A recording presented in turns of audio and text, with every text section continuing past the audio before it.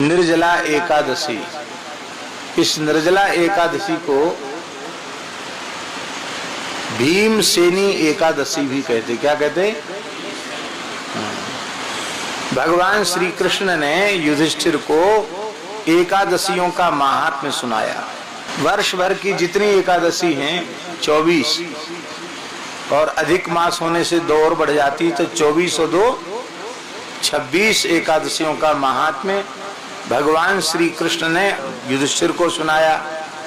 तो युधिष्ठिर भी सुन रहे हैं, भीमसेन भी, अर्जुन भी, नकुल सहदेव भी, द्रौपदी भी, सब लोग बैठ के श्रवण करते। भगवान वक्ता हैं, सब श्रोता है।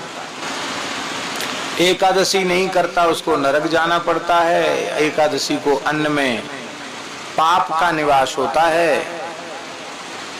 अन्न ने एक बार भगवान से जाकर कहा कि प्रभु हमको सब दुनिया खाए चली जा रही है, सबको छुट्टी मिलती, हमको एक दिन की छुट्टी हमको भी मिलनी चाहिए, अवकाश हमको मिलना चाहिए। तो भगवान ने कहा ठीक है, हरिवासर को आपका अवकाश। हरिवासर माने एकादशी। एकादशी को अन्न खाता है वह पाप ही खाता है। जो एकादशी करते उन सबके पाप अन्न में स्थित हो जाते हैं, और जो नहीं करते एकादशी को अन्न खाते हैं वो सब उनके भीतर, जय सिया राम, उनके भीतर प्रविष्ट हो जाते हैं।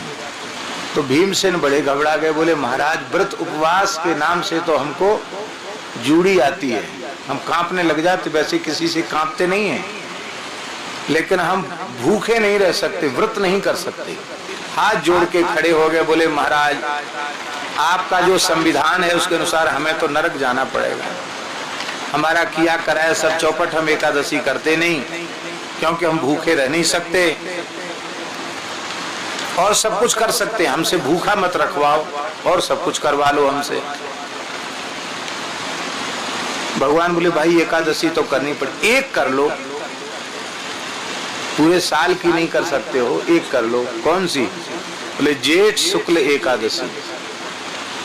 इस दिन जल भी मत पियो, दशमी को शयन के पूर्व जल का त्याग कर दो और द्वादशी के प्रातः काल सूर्योदय का दर्शन करके तब जल ग्रहण करो। ये नियम है। एक व्रत कर लो, केवल एक। इस एक व्रत के करने से वर्ष भर कोई व्रत में चूक हो जाए तो उसकी निवृत्ति हो जाती है, और एक एकादशी से वर्ष भर की एकादशियों का पुण्य प्राप्त हो जाता है। और निर्जला एकादशी भी कोई करे साल में एक बार तो भी उसे नरक नहीं जाना पड़ेगा।